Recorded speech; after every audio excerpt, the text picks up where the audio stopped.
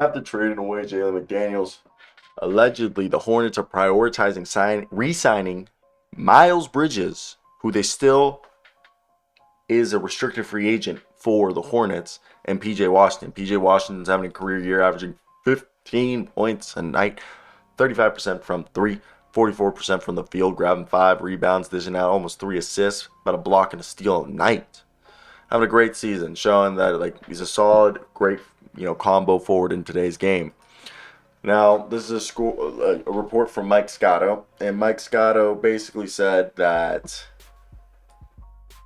with the moving of Jalen McDaniels, it paved the way for the show NBA journalists and insiders that what the Hornets were planning on doing, because the Hornets prioritizing re-signing Miles Bridges and PJ Washington as free agents, as they anticipated a strong market for McDaniels, so they wanted to just get compensation for him. And we know that the Jazz, Pacers, and San Antonio Spurs are all going to compete with the Sixers to keep him. And that's what led to them trading McDaniels. With Gordon Hayward on the books for $31.5 million, they're going to try to trade Hayward and even Rozier. And they want to keep though Miles Bridges. And this is where I come at. What do you pay Miles Bridges? Year off from basketball, but he was fantastic. There's going to have to be like a grace period, and I don't even know how that works. And PJ Washington, I think you have to pay PJ Washington something similar to Cam Johnson, right? Whatever Cam Johnson's getting. Cam Johnson turned down a 4-year, $72 million deal. So for me, that's where it just gets interesting. I wonder, I wonder. And for me, I think this is definitely a team that the Hornets have pieces here for them to be good, and I really hope they get the number 1 pick, because imagine Victor Wembanyama with my man LaMelo Ball catching lobs, dunking, and everything. I thought that would be really, really cool. And Miles Bridges, PJ Washington, Victor Wembanyama, and LaMelo Ball. That's a playing team at the least, it seems like.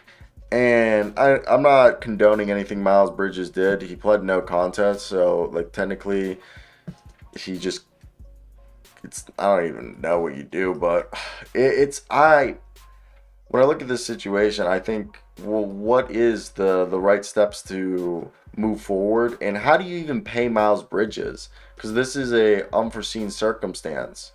I guess it's kind of like what the NFL went through with Deshaun Watson, I guess, because he's going to be suspended. And the whole rumor with Miles Bridges was they're going to try to sign him to a cheap deal this year so they can get the suspension started now. So then they just suspend him for all of the rest of this season, and then he can just come back next year and play without having to face the suspension. They just call this year a wash, and that's why they haven't signed him.